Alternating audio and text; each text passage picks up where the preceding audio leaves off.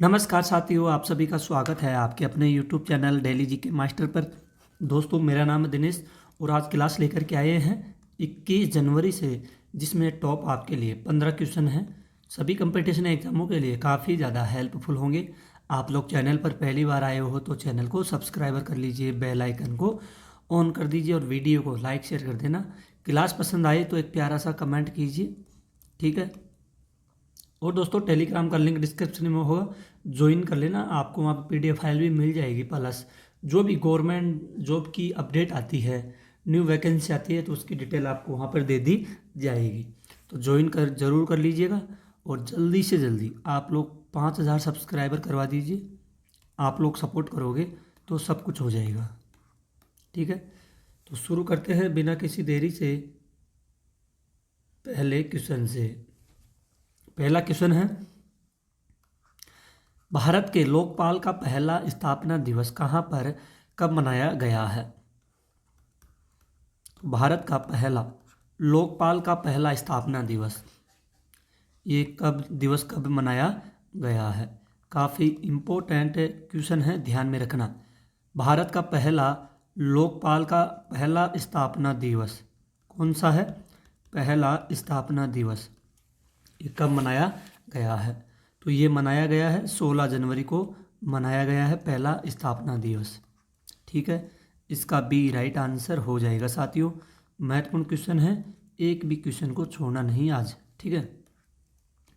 आइए इसके पॉइंट है, इन पॉइंटों को देख लेते हैं अपन। भारत के लोकपाल का पहला स्थापना दिवस 16 जनवरी 2024 को नई दिल्ली में मनाया गया था।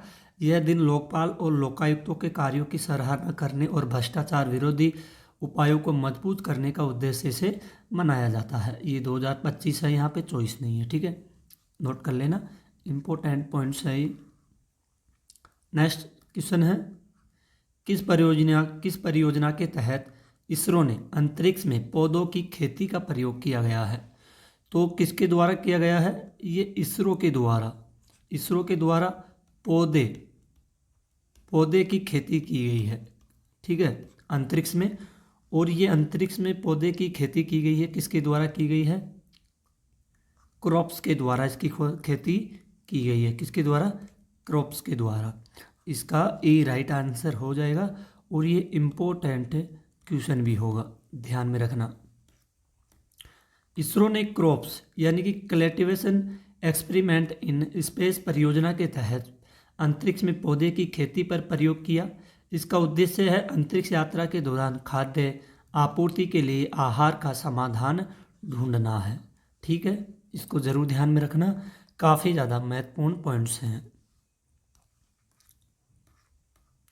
अगला क्वेश्चन है, आरबीआई ने विदेश में किसके लिए रुपए खातों की अनुमति दी है? आरबीआई के द्वारा की गई है। विदेश में किसके लिए रुपए खातों की अनुमति दी गई है? ये अनुमति दी गई है NRI के द्वारा रुपए खातों की अनुमति दे दी गई है। आइए इसके बारे में डिटेल से इसके कुछ पॉइंट्स हैं, इनको डिस्कस करते हैं। आरबीआई ने विदेश में रहने वाले भारतीय नागरिकों को रुपए में खाते खोलने की अनुमति दी। इससे NRI को भारतीय बैंकों से जुड़े रहने में मदद मिलेगी और मुद्रा प्रवाह में भी वृद्धि होगी, ठीक है। इसमें क्या है, मदद भी मिलती है और मुद्रा का जो प्रवाह होता है इसमें वृद्धि भी यानी कि बढ़ोतरी भी होती है, ठीक है। काफ़ी इम्पोर्टेंट्स है, इनको ध्यान में रखना और नोट कर लीजिएगा। आने वाले एग्जामों में यहीं से क्वेश्चन पूछे जाते हैं। नेक्स्ट क्वेश्चन है, दिसंबर 2024 में भारत के इलेक्ट्रॉनिक्स निर्यात में कितनी वृद्धि हुई है? तो 2024 के यानी कि दिसंबर में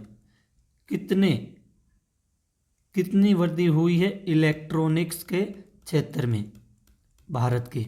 तो इसमें कितनी वृद्धि की गई थी? इसमें की गई थी 35.11% की वृद्धि हुई थी, ठीक है।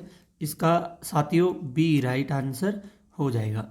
आइए इसके बारे में कुछ देखते हैं। दिसंबर 2024 में भारत के इलेक्ट्रॉनिक्स निर्यात में 35.11% की वृद्धि हुई, जो USD यानी कि $3.5 बिलियन तक बिलियन तक पहुंच गया है। यह वृद्धि भारत के इलेक्ट्रॉनिक्स उद्योग की वैश्विक प्रतिस्पर्धात्मकता को दर्शाती है। ठीक है, तो काफ़ी अच्छी वृद्धि हुई इसमें 35.11% की। इसको जरूर ध्यान में रखना, काफ़ी महत्वपूर्ण है। नेक्स्ट क्वेश्चन है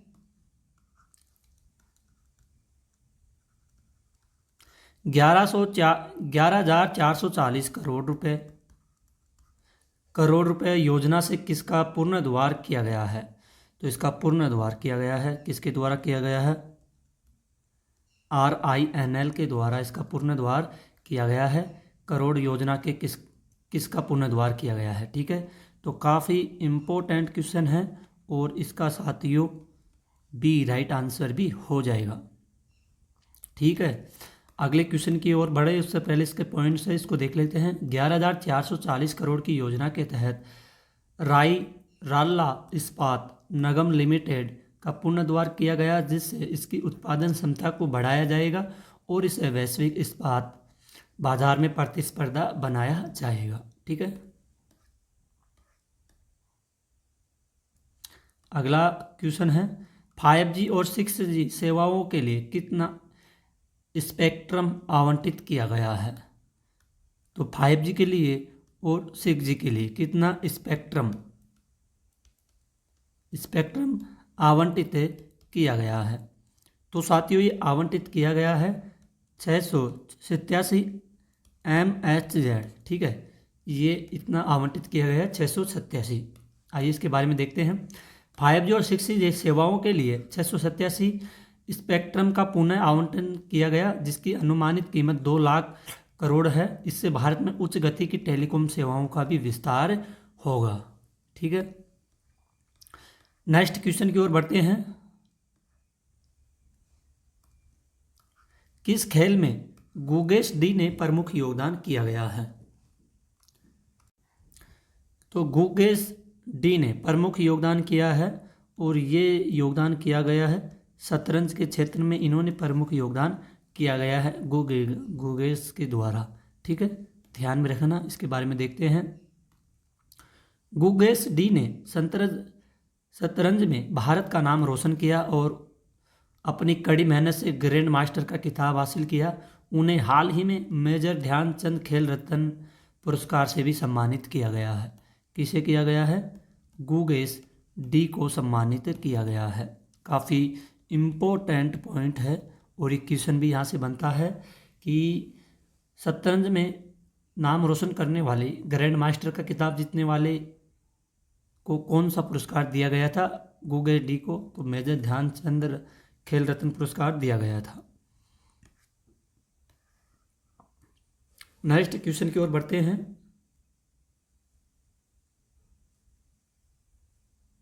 क्वेश्चन है प्रधानमंत्री मोदी ने कितने संपत्ति कार्ड वितरित किए हैं? तो भारत के पीएम हैं, कौन है? मोदी जी। ठीक है, इनके द्वारा कितने संपत्ति कार्ड वितरित किए गए हैं? तो ये कार्ड वितरित किए गए हैं 65 लाख। कितने किए हैं? 65 लाख संपत्ति कार्ड वितरित किए गए हैं प्रधानमंत्री मोदी जी के द्वारा। आइए इसके पॉइंट्स को देखते हैं। प्रधानमंत्री मोदी ने स्वामित्व योजना के तहत 65 लाख संपत्ति कार्ड वितरित किए। इस योजना का उद्देश्य ग्रामीण क्षेत्रों में संपत्ति के मालिकाना हक को स्पष्ट करना और भूमि विवादों को हल करना होगा। ठीक है, आइए नेक्स्ट क्वेश्चन की ओर बढ़ते हैं। लोकल केबल ऑपरेटरों के लिए कौन सी प्रणाली शुरू की गई है? तो लोकल केबल ऑपरेटरों के लिए कौन सी प्रणाली शुरू की गई है?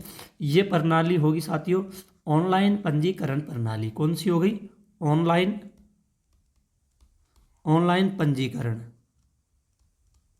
पंजीकरण प्रणाली शुरू होगी। ठीक है, ये ऑनलाइन होगी लोकल केबल ऑपरेटरों के द्वारा। ठीक है, इसका बी राइट आंसर होगा और ये इम्पोर्टेंट क्वेश्चन होगा, इसको आप लोग ज़रूर नोट कर लेना।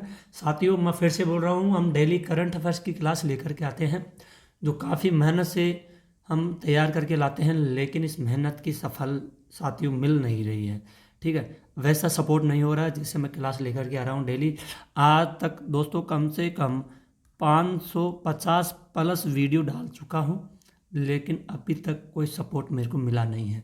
आप सभी को पता होना चाहिए 550 वीडियो के अंदर कम से कम 1 लाख सब्सक्राइबर होने चाहिए थे, लेकिन मेरे 1150 सब्सक्राइबर हैं। आपकी आंखों के सामने हैं, आप देख सकते हो। अगर आप लोग चाहते हो तो सपोर्ट कर सकते हो साथियों, मेहनत मेरी जारी रहेगी। ठीक है, आइए इसके बारे में कुछ पॉइंट्स हैं, इनको देखते हैं। सूचना एवं प्रसारण मंत्रालय ने लोकल केबल ऑपरेटरों के लिए ऑनलाइन पंजीकरण प्रणाली शुरू की। यह प्रणाली ऑपरेटरों को पंजीकरण की प्रक्रिया को सरल और पारदर्शी भी बनाती है। आइए अगला क्वेश्चन है, किस योजना के तहत टेलीकॉम कनेक्टिविटी को ऊंचाइयों पर पहुंचाया है? तो टेलीकॉम को कनेक्टिविटी को ऊंचाइयों पर पहुंचाया है, और किसके द्वारा पहुंचाया गया है? ये पहुंचाया गया है NBM 2.0 तक पहुंचाया, इसके द्वारा पहुंचाया गया है। इसका डी राइट आंसर हो जाएगा। ठीक है, 2.0 NBM तक पहुंचाया गया है टेलीकॉम कनेक्टिविटी को। आइए इसके बारे में विस्तार से थोड़ा देख लेते हैं।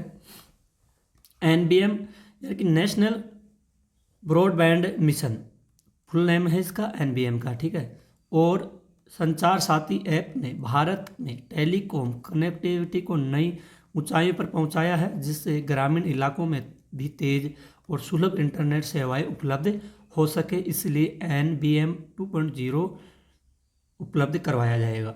ठीक है, तो दोस्तों आज के क्वेश्चन यहीं ख़त्म होते हैं। आई होप अगर आपको अपने सर की थोड़ी सी भी मेहनत पसंद आई है तो दोस्तों चैनल को आप लोग सब्सक्राइब ज़रूर कीजिए, बेल आइकन को ऑन कर दीजिए। डेली करंट अफेयर्स की क्लासें लेकर के आते हैं जो सभी कंपटीशन एग्ज़ामों के लिए आपके लिए काफ़ी ज़्यादा हेल्पफुल होती है। तो आज के लिए इतना ही, मिलते हैं एक और अगली और शानदार क्लास के लिए। तब तक के लिए धन्यवाद। जय हिंद, जय भारत।